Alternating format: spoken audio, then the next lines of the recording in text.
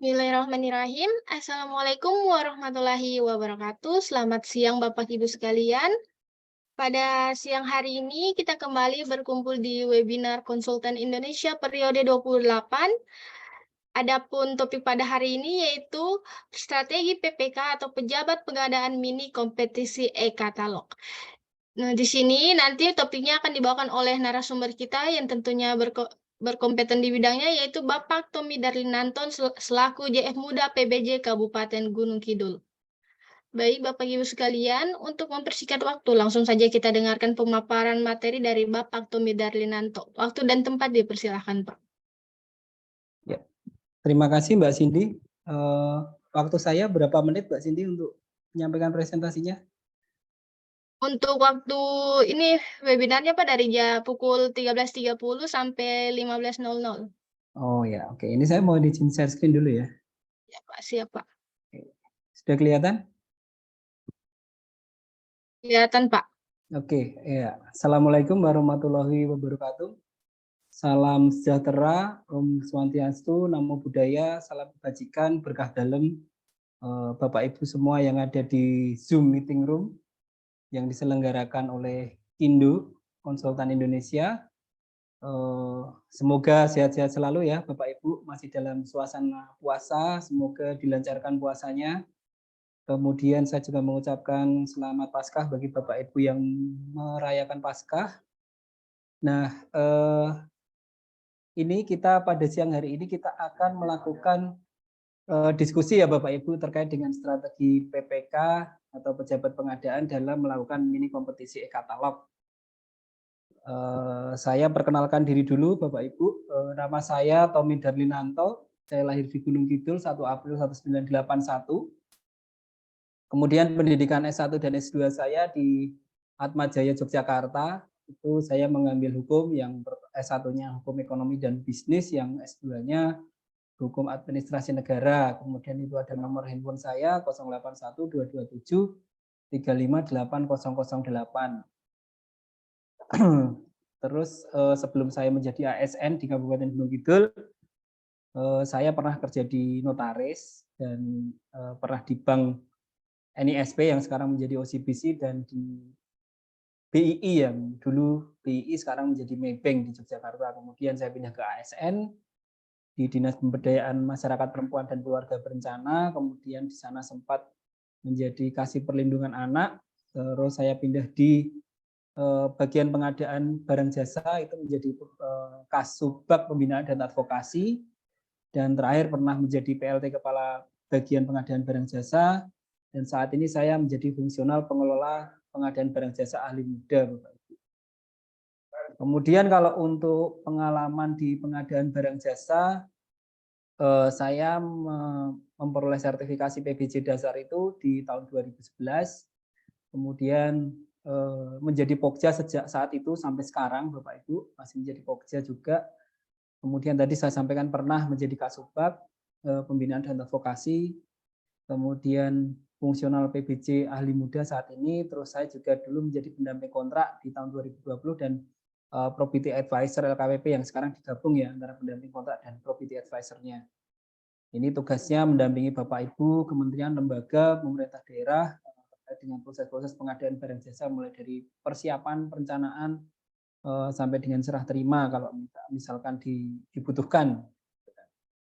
Kemudian saat ini sebagai pengurus IAPI dari Istimewa Yogyakarta bidang hukum dan advokasi, kemudian wakil ketua Ikatan Fungsional Pengadaan Indonesia daerah DPW DIY. Kemudian saya pernah menjadi tim ahli kontrak pembangunan taman budaya. Ya, ada bocor ya Mbak? Ada yang ya oke. Kemudian tim penyusun Perbub dan Juknis pengadaan barang jasa di desa, karena kami mengikuti peraturan LKPP itu harus membentuk peraturan bupati ya dan Juknisnya tentang pengadaan barang jasa yang ada di desa. Kami ada 144 desa yang kita atur.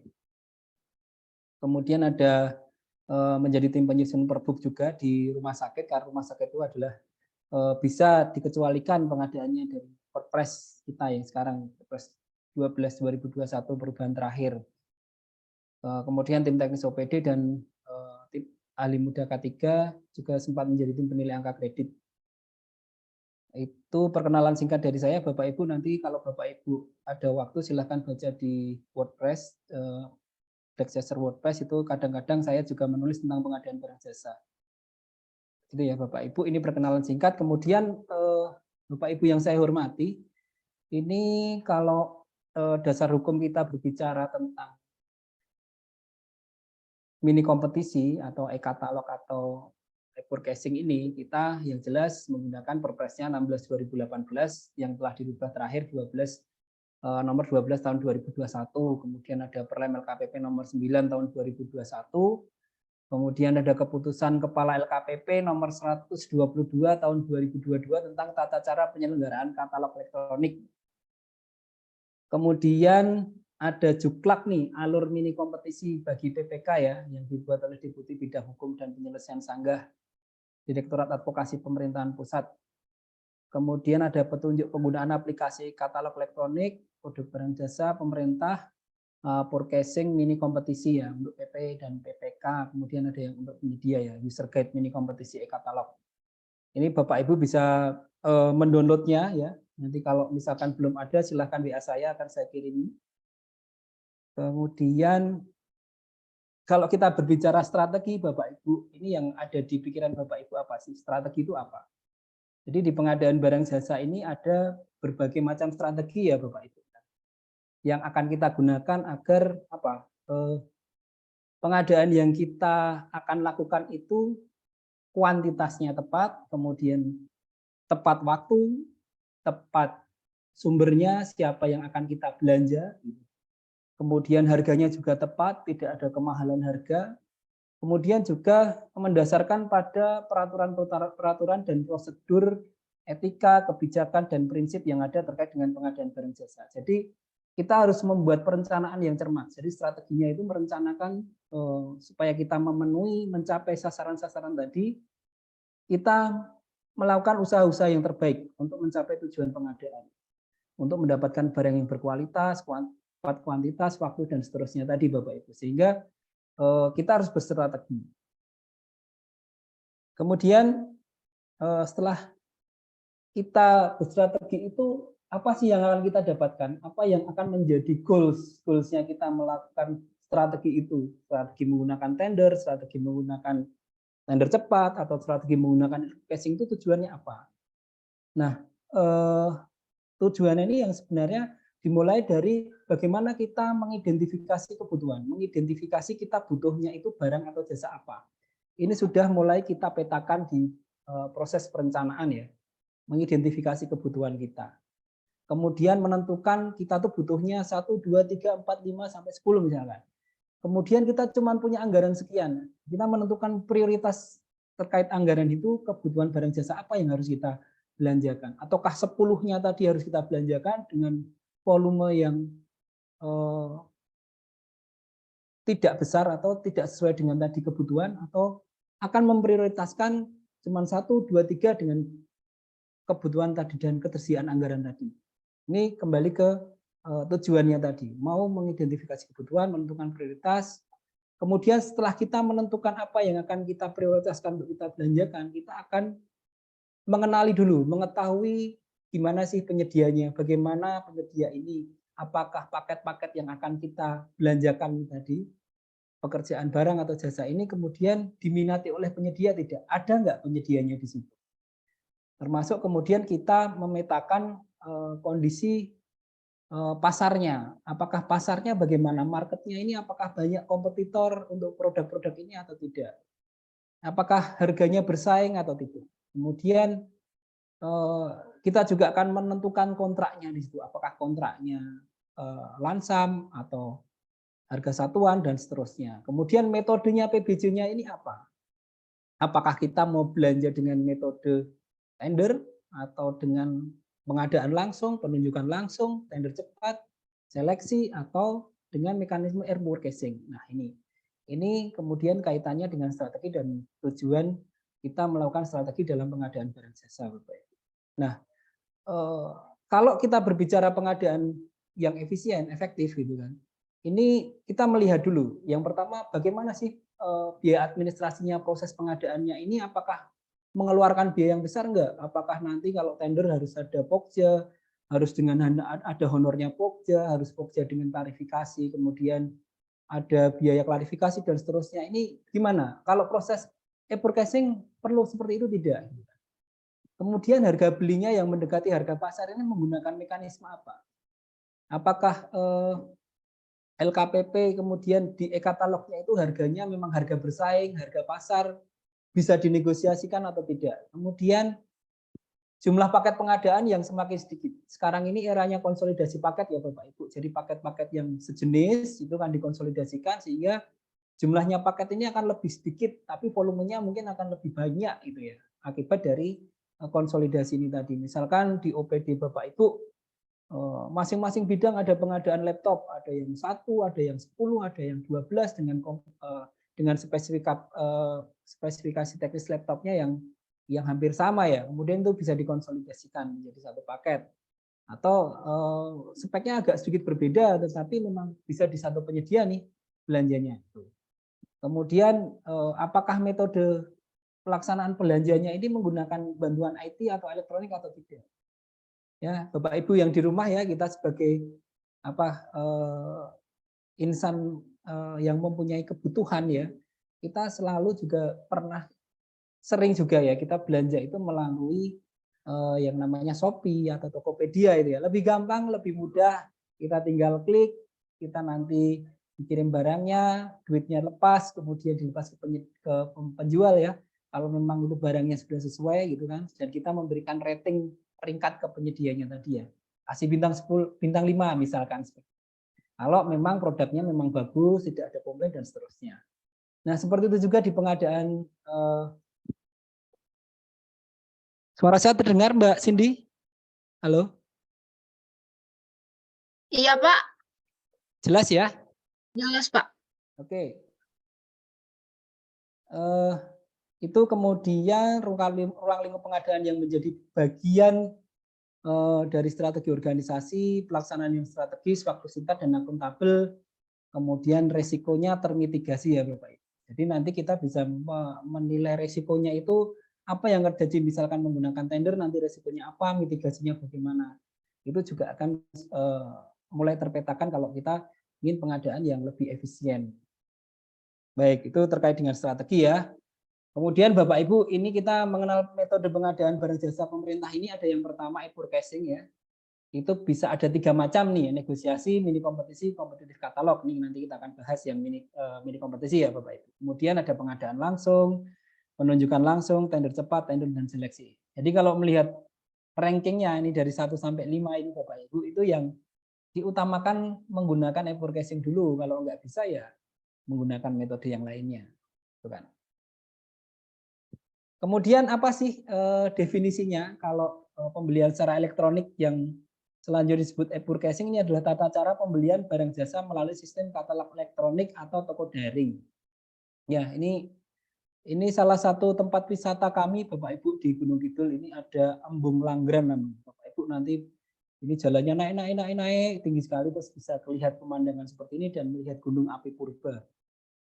Nah, ini jadi kalau di kita saat ini di pemerintah itu ada 2 mekanisme Bapak Ibu. Ada e-katalog tadi, juga ada toko daring. Kalau toko daring itu melalui bila pengadaan dan transaksinya itu maksimal 200 juta. Tetapi kalau e-katalog itu transaksinya bisa lebih dari 200 juta yang memproses PPK nanti.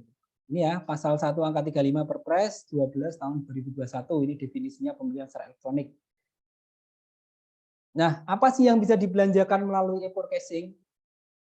Ini bisa barang, kemudian bisa pekerjaan konstruksi, dan bisa jasa lainnya. Mungkin Bapak Ibu sudah menggunakan jasa lainnya seperti cleaning service dan seterusnya gitu ya. Terus, nah ini kalau katalog elektronik yang dibuat oleh LKPP ya, ini sistem informasi elektronik yang memuat daftar jenis, spek teknis, TKDN, produk dalam negeri, produk standar nasional Indonesia, produk industri hijau, negara asal, harga, penyedia, informasi lainnya terkait barang jasa.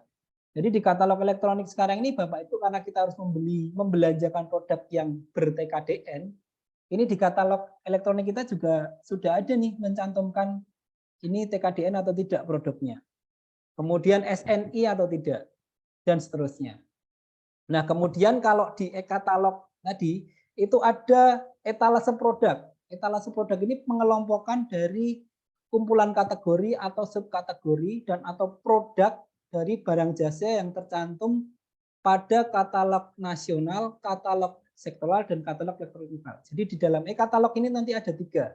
Katalog elektronik nasional, katalog elektronik sektoral, dan katalog elektronik lokal. Itu ada etalasenya masing-masing ya, Bapak Ibu ya. Nah, siapa sih yang berperan di e-broadcasting ini? Yang pertama, pejabat pengadaan itu bisa melaksanakan e-broadcasting atau katalog ini tadi dengan nilai paling banyak 200 juta Bapak Ibu. 200 juta ya, hanya paling banyak 200 juta. Kalau di atas 200 juta itu dilakukan oleh akunnya pejabat pembuat komitmen. Ini ada di pasal 12 dan pasal 11. Perpres ya Bapak Ibu. Mohon diingat-ingat ya.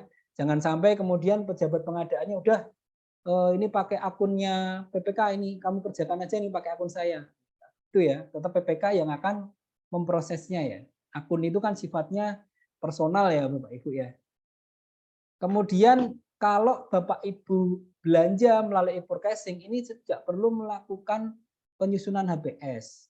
Ini ada asal pasalnya seperti itu, dan kontraknya, bentuknya kontrak itu menggunakan e-broadcasting ya.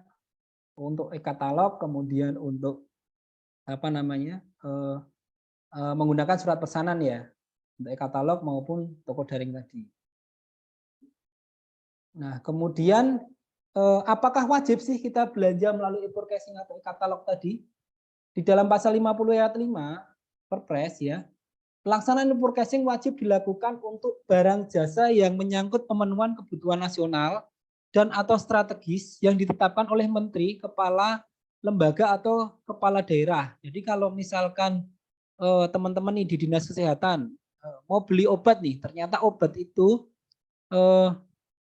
ada peraturan menteri kesehatan yang harus diwajibkan belanja melalui e-broadcasting ya, maka harus menggunakan e-broadcasting kalau ada ketentuannya itu ya. Jadi tidak wajib kecuali ini ya, diwajibkan ya. Kemudian ini, nah ini di Perlem nomor 9 tahun 2021 tentang toko daring dan katalog elektronik, nanti Bapak Ibu bisa baca secara detail. Ini saya jelaskan dulu tentang sistematikanya, ini ada 22 pasal. Ini mencabut Perlem 22 tahun 2018 tentang katalog elektronik yang telah dirubah menjadi Perlem nomor 7 tahun 2022. Ini ya, Perlemnya 22 tahun 2018. Ini tadi sudah diubah dengan nomor 7 tahun 2022. Bukan. Kemudian manfaatnya katalog atau toko daring ini tadi, ini lebih cepat, kemudian prosesnya lebih mudah, transparan, kemudian yang jelas ini tercatat nih, Bapak Ibu memproses e-katalog ini tercatat ya secara elektronik. Kemudian pelakunya e-katalog ini, ya, ini kalau di pasal 12 ini kepala LKPP itu yang menyelenggarakan sistemnya ya Bapak Ibu ya. Kemudian menteri, pimpinan lembaga, kepala daerah ini sebagai usernya melalui PPK ya, atau pejabat pengadaannya. Kemudian ada di situ penyedia katalog juga. Ada prinsipal, ada reseller, nanti kita bicarakan itu ya. Ini salah satu pantai di Gunung Kidul Bapak Ibu.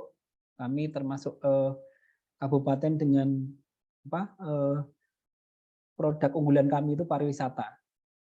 Kemudian katalog elektronik, ini tadi ada katalog lokal, ini yang dikelola oleh pemerintah daerah. Kami di Kabupaten Gunung Kidul juga ada katalog lokal Kabupaten Gunung Kidul, kemudian ada katalog sektoral yang dikelola oleh kementerian lembaga, kemudian katalog nasional yang disusun dan dikelola oleh LKPP. Nah, ini yang terbaru ya Bapak Ibu, keputusan Lembaga Kebijakan Pengadaan Barang Jasa nomor 2122 tahun 2022 tentang tata cara penyelenggaraan katalog elektronik. Ini sistematikanya ya. Kemudian ada 4 diktum dan 2 lampiran yang banyak. Nanti bisa dibaca sendiri Bapak Ibu. Kemudian lampiran 1 itu isinya pendahuluan, ruang lingkup, pencantuman barang jasa pada katalog elektronik, pembaharuan informasi, penambahan produk, penyelenggaraan advertising katalog, kemudian monitoring evaluasi penyelenggaraan katalog elektronik. Kemudian lampiran keduanya ini ada ketentuan umum, syarat dan ketentuan penyedia katalog elektronik.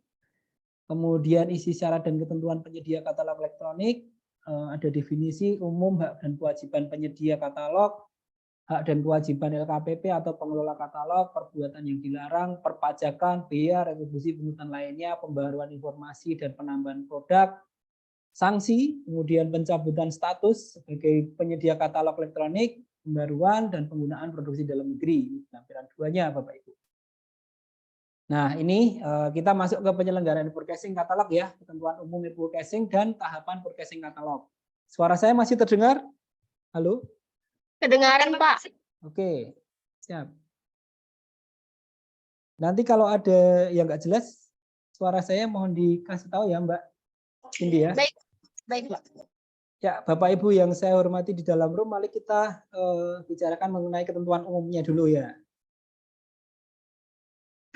Jadi ketentuan e-forecasting, produk katalog merupakan atau produk merupakan barang atau jasa yang disediakan penyedia katalog elektronik yang tercantum dengan speknya, fungsinya, dan kinerjanya, kemudian harganya juga. Nah, produknya ini di katalog nasional, sektoral, lokal. Kemudian dapat dibeli oleh kementerian, lembaga, perangkat daerah, kecuali barang jasa pada fitur iklan katalog dan atau diatur lain dalam keputusan pengelolaan produk. Dan harga satuan yang ditayangkan merupakan harga satuan tertinggi sudah termasuk PPN, Bapak Ibu ya. Jadi sudah harga tertinggi ya, termasuk PPN. Ini yang bedanya dengan e-katalog zaman dulu. Katalog zaman dulu itu ada pokjanya yang menyeleksi sehingga harganya itu adalah harga terendah, Bapak Ibu. Oke. Saya lanjutkan. Nah, ini kalau tahapan e-forecasting ini ya sama seperti pada umumnya tender, Bapak Ibu. Jadi memang sudah ada perencanaan pengadaan dulu. Rencana umum pengadaannya. Kemudian sebelum ada perencanaan pengadaan itu Bapak Ibu PA, KPA, PPK itu mengidentifikasi kebutuhan. Bapak Ibu identifikasi kebutuhannya. Kemudian penetapan barang jasanya apa? Apakah belanja barang, belanja jasa, atau belanja pekerjaan konstruksi. Kemudian bagaimana caranya? Belanjanya mau dengan cara apa? Kemudian jadwalnya kapan proses belanja itu dan akan digunakan kapan barang jasanya. Kemudian anggarannya dari mana? Apakah anggarannya juga tersedia sudah cukup atau memang ada perubahan nanti di persiapan pengadaan ternyata harganya ini naik, misalkan seperti itu. Itu nanti akan dimitigasi lagi, Bapak Ibu. Kemudian setelah perencanaan pengadaan ada persiapan pengadaan tadi. Bapak Ibu PPK nyusun speknya, mendetailkan apakah spek yang kemarin waktu perencanaan dengan persiapan pengadaan ini sudah diperiksa kembali, apakah misalkan beli laptop tadi, spek laptop atau produk laptop yang Bapak Ibu mau belanjakan itu masih tersedia, belum discontinue misalkan seperti itu. Kemudian HPS-nya, kalau misalkan Bapak Ibu tadi ya di e-katalog di e-forecasting nggak perlu HPS, tapi Bapak Ibu juga harus mencari berapa sih harganya barang ini. Itu tetap harus Bapak Ibu petakan sebenarnya. Tidak menyusun HPN, tapi melakukan mapping terkait dengan harga pasarnya. Nah, kemudian garansinya dan seterusnya. Ini di persiapan pengadaan, kemudian di persiapan pemilihan.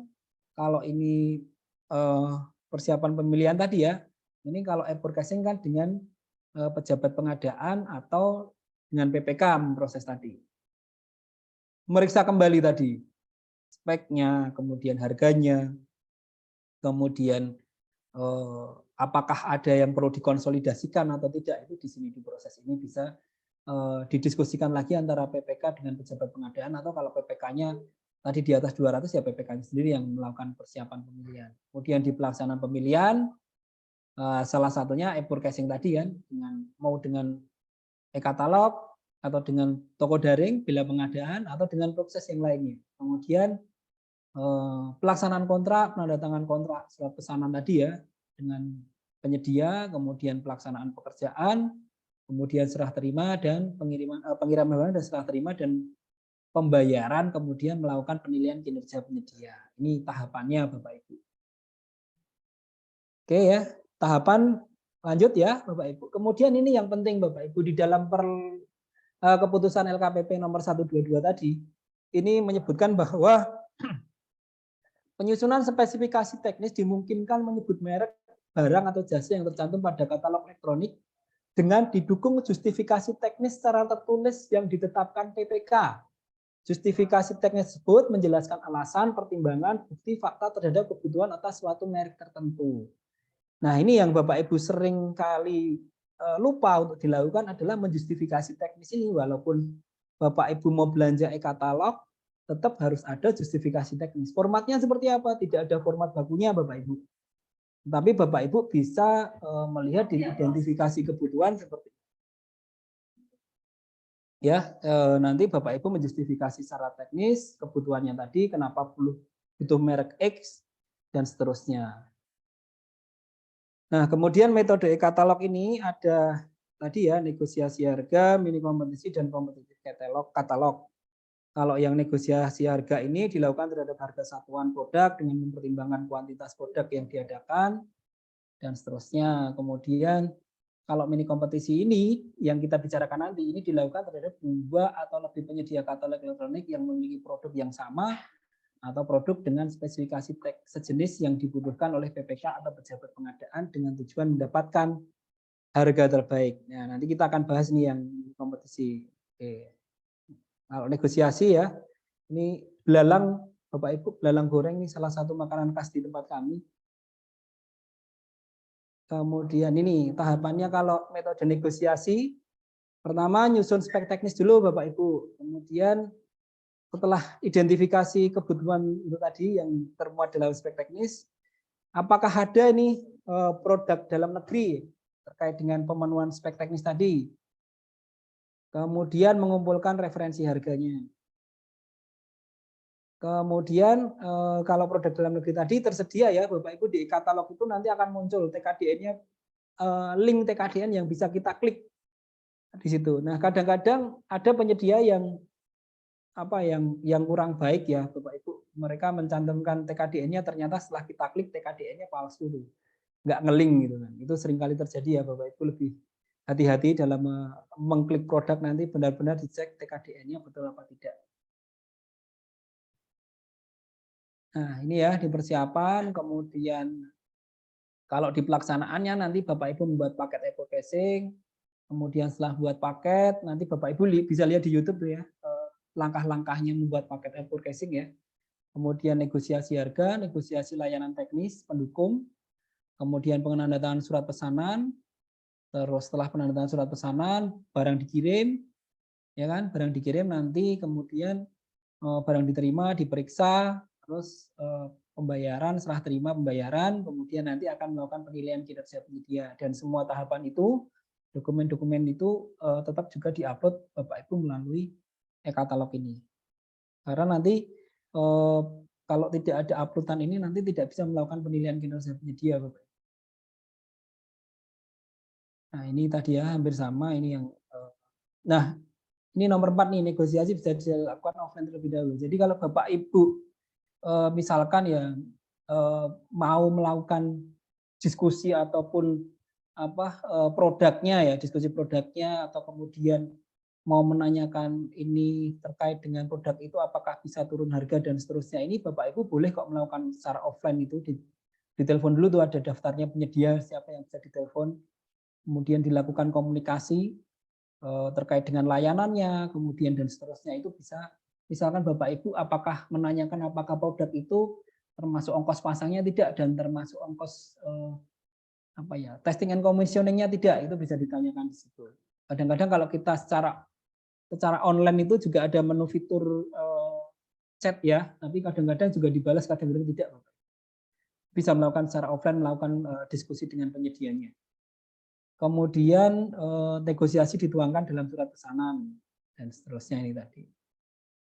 Nah, kalau ini petunjuk penggunaannya Bapak Ibu nanti bisa baca ya, untuk Bapak Ibu yang PPK, kemudian ini untuk Bapak Ibu yang sebagai pejabat pengadaan.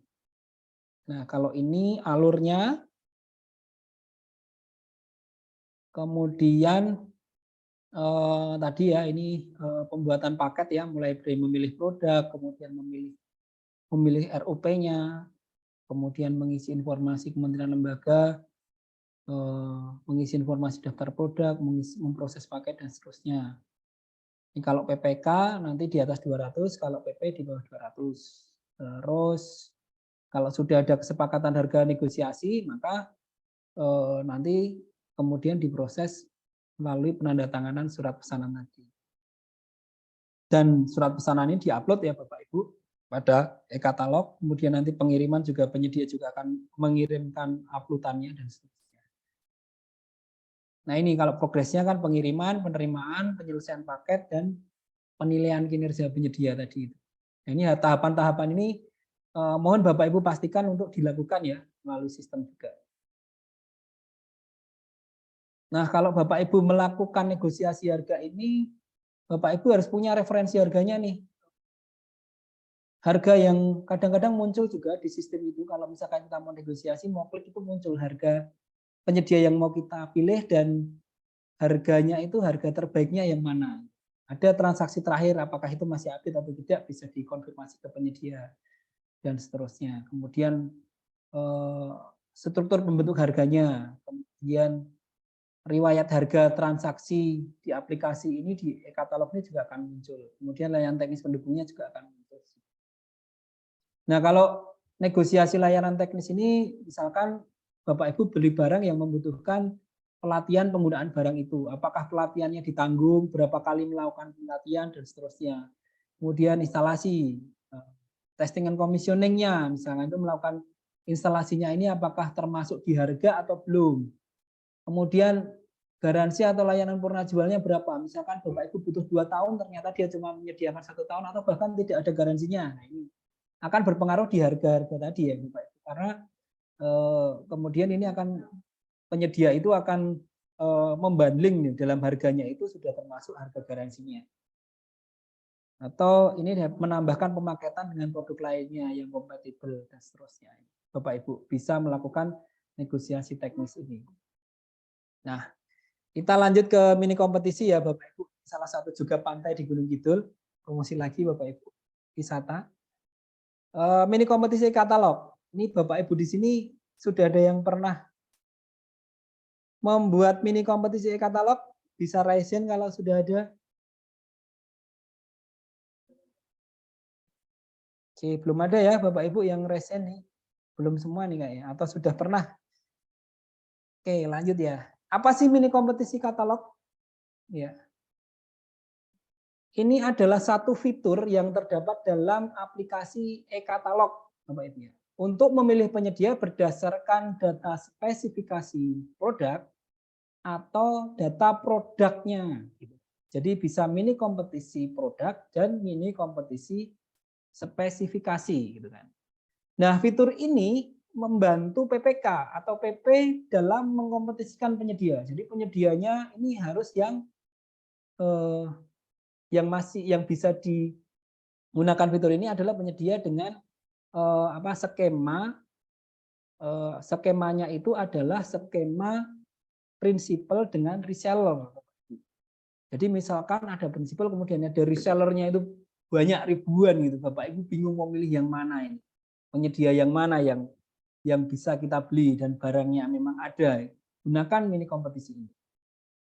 Ya, ini dengan produk yang tayang sama atau dengan spesifikasi yang sama atau setara di etalase produknya tadi. Jadi minimal ada 2 nih, spek yang sama atau produk yang tayang yang sama. Gitu. Kalau kurang dari 2 nggak bisa Bapak Ibu. Ini syaratnya harus ada minimal 2 produk yang sama atau spesifikasi yang sama. Kapan sih strategi mini kompetisi ini digunakan?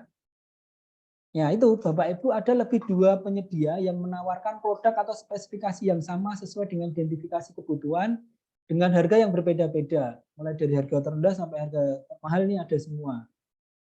Nah, padahal Bapak Ibu butuh ini bisa dikompetisikan melalui kompetisi produknya atau kompetisi spesifikasi teknis tadi. Kemudian produknya ini Bapak Ibu butuhnya itu volumenya yang relatif banyak. Pagu anggaran Bapak Ibu besar. Kemudian produk pada etalase dengan skema principal reseller ya. Kemudian kebutuhan yang mendesak.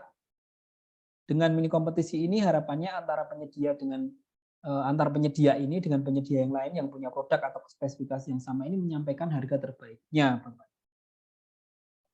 Nah, ini ya, ini di keputusan Deputi menyatakan seperti ini ya. Keputusan LKPP tadi ya 122. Forecasting katalog dengan metode mini kompetisi dilakukan terhadap 2 atau lebih penyedia katalog elektronik yang memiliki produk yang sama atau produk dengan spesifikasi sejenis yang dibutuhkan oleh PPK atau pejabat pengadaan dengan tujuan mendapatkan harga terbaik. Nah, ini Bapak Ibu bisa lihat di tunjuk penggunaannya ya. Untuk PP dan untuk PPK juga ada. Jadi alurnya demikian Bapak Ibu. PPK atau pejabat pengadaan di Kementerian Lembaga Perangkat Daerah ini melihat sesuai identifikasi kebutuhan, ternyata ada nih penyedia barang jasa dengan produk atau spek yang tadi yang sesuai dengan kebutuhan. Kemudian ternyata ada lebih dari 2. Kemudian PPK membuat paket, kemudian penyedia menawar paket tadi. Kemudian setelah ada kompetisi tadi, selanjutnya pelaksanaan paket membelanjakan melalui tadi e-forecasting tadi melalui ini kompetisi tadi sudah selesai, kemudian lanjut ke e-forecastingnya ya, pemenangnya tadi ya. Ini alurnya seperti ini Bapak Ibu. Ini mulai dari membuat kompetisi, kemudian kalau ada kompetisi produk atau spesifikasi ya. Kemudian nanti akan otomatis terundang ya Bapak Ibu yang produknya atau spesifikasinya itu sesuai dengan yang dibuat kompetisi tadi ya, datanya tadi. Kemudian kalau misalkan ya nanti akan muncul nih peringkat kompetisi dari harga terendah sampai tertingginya, nanti kemudian Bapak Ibu bisa memilih yang terendah tadi untuk diproses e-forecasting tadi. Kalau misalkan gagal ya nanti dibuat kompetisi ulang lagi. Tidak diatur berapa kali kompetisi ulangnya ya. Nah, kalau misalkan Bapak Ibu di mini kompetisi ini ada lebih dari 2 penyedia atau peserta yang menawar, itu tidak perlu dilakukan negosiasi lagi. Tetapi kalau yang nawar ini ternyata cuma 1 nih Bapak Ibu. Nah, ini maka Bapak Ibu melakukan negosiasi itu. Ini alurnya ya di aplikasi.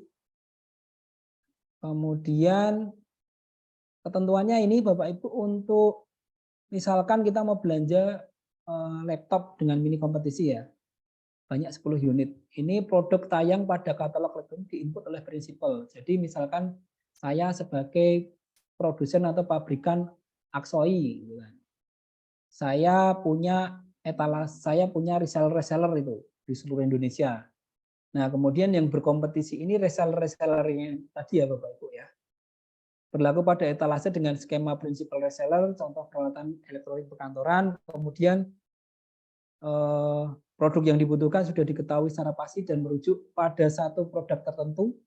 Reseller akan menawarkan harga terbaik, harga terendah akan menjadi pemenang mini kompetisi. Ya, ini resellernya A, B, C, D ini kemudian melakukan penginputan harga. Misalkan ini sudah produknya Aksoi tipe XY123. Nah, ini kompetisi produk, ini membuat kompetisi, kemudian menu papan peringkat kompetisi, publikasi kompetisi, dan purchasing nanti ya. Setelah ada pemenangnya, kita melakukan purchasingnya. Kemudian memproses paketnya, terus sampai ke, kalau misalkan ada addendum tadi ya, ada addendum, misalkan ada perubahan jumlah dan seterusnya itu nanti. Atau perubahan yang lain. Nah, ini di kompetisi produk ini bisa lebih dari 1 item ya, Bapak Ibu. Tidak hanya laptop tadi, tapi misalkan di situ ternyata dengan KPL yang sama, Bapak Ibu butuh laptop, butuh printer, butuh scanner, dan seterusnya. Jadi produknya itu produk dari melihat spesifikasi tiap-tiap produknya tadi ya. Kemudian batas akhir waktu penawaran dan batas akhir serah terimanya ini harus disetting oleh Bapak Ibu ya. Kapan waktu penawarannya berapa hari, kemudian serah terimanya berapa hari. Misalkan Bapak Ibu butuh waktu ini harus dikirimkan dalam waktu 30 hari misalkan. Nah, ini terkait dengan pagu anggaran tadi ya. PPK di atas 200 juta, kemudian pejabat pengadaan sampai dengan 200 juta. Kemudian kompetisi produk ini dicek dulu Bapak Ibu, kalau mau ngeklik tadi, misalkan sudah dapat pemenang, dicek apakah dia ini termasuk dalam daftar hitam atau tidak penyedianya. Kalau misalkan dia masuk dalam daftar hitam yang di blacklist, ya kan, maka kompetisi dinyatakan gagal. Kemudian dilakukan mini kompetisi lagi. Atau dialihkan ke pemenangnya, misalkan yang tadi ada lebih dari 3 penawar, misalnya 2 penawar gitu kan. Ya, penawar kedua tadi yang bisa misalkan penawar pertamanya masuk daftar hitam, yang penawar kedua ini dicek lagi, oh ternyata nggak masuk daftar hitam, maka boleh dilakukan proses forecasting-nya dilanjutkan. Seperti itu. Kemudian kalau spesifikasi ini, misalkan kita mau beli laptop, speknya RAM-nya 8 GB, kemudian prosesornya Intel i5, harddisknya 500 GB. Nah, ini kita dikompetisikan yang kompetisi speknya ini Bapak Ibu ya. Sama ini untuk penyedia yang itu tadi prinsipal dan reseller juga. Nah, kemudian karena ini spesifikasi, maka Bapak Ibu harus melihat apakah spesifikasi produk yang ditawarkan oleh penyedia atau peserta tadi sudah sesuai dengan persyaratan spesifikasi atau belum gitu. Nanti kalau misalkan belum, ya yang terendah itu belum tentu juga jadi pemenang Bapak Ibu.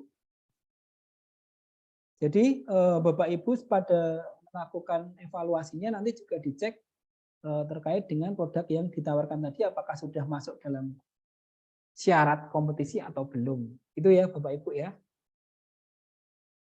Nah, kemudian tadi pemenang mini kompetisi tadi dia sudah termasuk ongkos kirim, kemudian TKDN-nya sudah sesuai yang diharapkan atau belum, ini juga bisa menjadi proses tadi setelah ada pemenang tadi ya.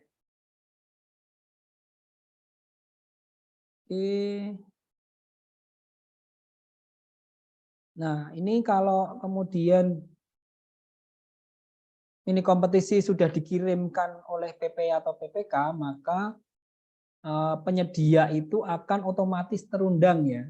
Penyedia dengan yang punya produk spek tadi yang etalasenya ya, yang itu akan terundang. Kemudian mereka akan membuat penawaran harga, Bapak. Terus setelah pelaksanaan mini kompetisi, maka PPK atau PP memeriksa status daftar hitam penyedia, memverifikasi data kualifikasi penyedia yang belum terverifikasi pada sikap, kemudian melakukan klarifikasi terhadap spek teknis, fungsi, kinerja, atau ketentuan yang tercantum pada aplikasi katalog elektronik pada penyedia katalog elektronik. Nah, ini ya alurnya forecasting ya seperti ini ya, seperti tadi ya saya sampaikan. Kalau misalkan tadi lebih dari hanya satu penyedia yang ikut mini kompetisi, maka lakukan negosiasi. Kalau negosiasinya sudah terpenuhi, berarti kan langsung ke nanti proses kontrak, pengiriman, dan seterusnya. Nah, kalau adendum ini ya, boleh dilakukan adendum ya, di dalam paket e-katalog ini. Tapi adendum itu bisa kuantitas yang dapat dilakukan perubahan pada adendum kontrak, kuantitas produk, tanggal pengiriman produk, dan harga ongkir produk. Kemudian dilakukan adendum, kemudian diupdate data produk, kualitas ongkir, dan seterusnya tadi itu. Kemudian setelah tahapan itu, tahapan serah terima, pembayaran selesai, maka Bapak Ibu melakukan penilaian kinerja penyedia e-katalognya tadi. Ya, lama respon penyedia, akurasi produk, pelayanan, kecepatan pengiriman, kemudian ada pesan-pesan yang ditambahkan, ini boleh ini. Jadi kita kayak memberikan bintang ya, kayak aplikasi seperti Shopee, seperti Gojek, dan seterusnya. Nah, ini Bapak Ibu pada saat kita memproses katalog ini ada pemberitahuan atau warning ya, bahwa penyedia etalase reseller dengan KPL yang tidak sesuai dengan KPL etalase telah dilakukan freeze atau dibekukan ya, tidak dapat menjual produk prinsipal. Kemudian para penyedia e-katalog ini memastikan bahwa produk yang ditayangkan merupakan harga terbaik, wajar, dan kompetitif. Kemudian memastikan tidak ada kerugian penggunaan atau belanja keuangan negara. Kalau melanggar harga tidak wajar dan seterusnya ini, maka akan dihentikan produknya untuk tayang dan di-freeze atau penurunan pencantuman produk. Ini ada polisinya ya Bapak Ibu di e-katalog LKPP ini. Kemudian untuk penyedia e-katalog yang menjual dengan harga yang lebih mahal dari harga barang jasa yang dijual selain melalui purchasing pada periode penjualan volume produk tempat yang sama, spesifikasi teknis yang sama, tidak boleh menjual ya produk yang lebih mahal ya. Kemudian apabila penyedia katalog berdasarkan hasil pemeriksaan auditor APH terdapat kerugian negara yang timbul akibat syarat dan ketentuan penyedia katalog elektronik, maka penyedia wajib mengembalikan seluruh kerugian negara tersebut dan dikenakan sanksi berdasarkan peraturan undang-undang yang berlaku. Nah, ini warning untuk para pelaku atau penyedia barang jasa e-katalog elektronik. Kemudian untuk PPK atau PP ini bagi mereka ini bisa melakukan pengaduan melalui fitur laporkan apabila menemukan harga yang tidak wajar maupun pelanggaran-pelanggaran lainnya. Kemudian ongkos kirim selain komoditas obat bersifat at cost sesuai dengan jumlah pengeluaran ini yang tercantum dalam invoice. Kemudian nilai referensi ongkos kirim yang ditayangkan sepenuhnya merupakan tanggung jawab penyedia katalog elektronik dan hanya sebagai referensi Bapak Ibu. Ongkos kirim harus dinegosiasikan oleh pemesan atau pembeli ketika melakukan transaksi e-purchasing. Nah, ini kalau titik kritisnya Bapak Ibu, yang pertama dalam proses persiapan saya sering menemukan PPK atau PPK ini dan PP ya, petugasnya PP ya, misalkan nilai di bawah 200 juta itu menemukan PPK atau ini tidak melakukan identifikasi kebutuhan terhadap barang jasanya. Jadi dokumen identifikasi kebutuhan, dokumen pemilihan merek produk tertentu ini tidak ada Bapak Ibu. Sehingga ini akan rentan gitu apabila nanti diperiksa oleh auditor atau APH karena di keputusan Kepala LKPP itu sudah jelas bahwa ada justifikasi terkait dengan produk yang akan dibelanjakan ini. Dan ini mulai dari identifikasi kebutuhan. Kemudian tidak dilakukan survei harga, tidak dilakukan survei spek dan seterusnya. Ini juga menjadi kesulitan kalau nanti akan melakukan negosiasi ya kalau tidak tahu harganya berapa ini. Kemudian resiko harga yang lebih mahal daripada harga yang ada di pasaran. Kemudian tidak mengutamakan barang yang ber-TKDN dan seterusnya. Dan penyedia ini belum paham adanya mini kompetisi ini Bapak Ibu. Jadi belum semua penyedia itu paham alurnya mini kompetisi. Nah, kemudian ini yang penting. Nah, ini Bapak Ibu lakukan negosiasi ya, tidak hanya harga tapi pada negosiasi teknis tadi yang sudah saya jelaskan di atasnya. Nah, terkait dengan sirupnya, ini masih sering kali sirupnya itu harusnya e-purchasing, ternyata tidak diisi purchasing tapi tender. Ini sempat kami ketemukan juga. Ini dalam pelaksanaan ya, dalam pelaksanaan nanti akan kemungkinan barang yang dibelanjakan ini discontinue produknya di perjalanan waktu. Atau stoknya nggak ada. Nah, ini akan ada keterlambatan pengiriman barang, maka harus ada mitigasi. Misalkan keterlambatan ini karena apa? Kesalahan penyedia atau bagaimana? Ini perlu didiskusikan lagi ya dengan penyedia. Kalau misalkan dia tidak bisa sesuai dengan persyaratan dan ketentuan yang sudah disepakati di awal, maka perlu dokumentasi terkait dengan justifikasi teknis terkait dengan hal-hal tersebut. Nah, rancangan pesanan surat pesanan ini kadang-kadang juga asal ditandatangani tidak diperiksa lagi, tidak didetailkan lagi ya. Kemudian barang tidak dikirim juga menjadi risiko. Kemudian ini nih PPK nunggu barangnya agar tayang di katalog, ternyata barangnya nggak tayang. Moga-moga tidak ada case-case seperti ini ya Bapak Ibu ya. Nah, itu mungkin yang bisa saya sampaikan Bapak Ibu. Saya kembalikan ke Mbak Cindy ya, mungkin ada diskusi. Terima kasih Mbak Cindy. Silahkan. Baik Pak, terima kasih kembali Pak. Baik Bapak Ibu, itulah tadi pembahasan ilmu serta pengalaman yang luar biasa dari narasumber kita hari ini. Selanjutnya kita masuk ke sesi tanya jawab atau diskusi. Bagi Bapak Ibu yang ingin mengajukan pertanyaan, bisa menuliskan pertanyaannya di kolom chat atau juga bisa mengaktifkan fitur raise hand. Dipersilahkan.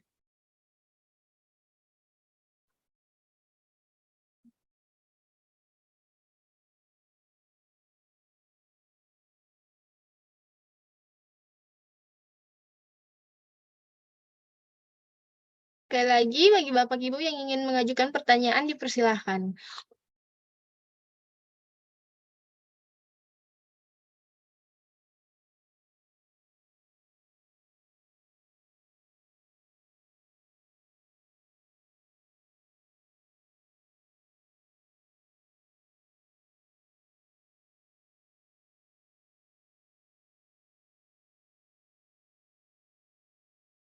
Mungkin tidak ada yang mau bertanya, Pak.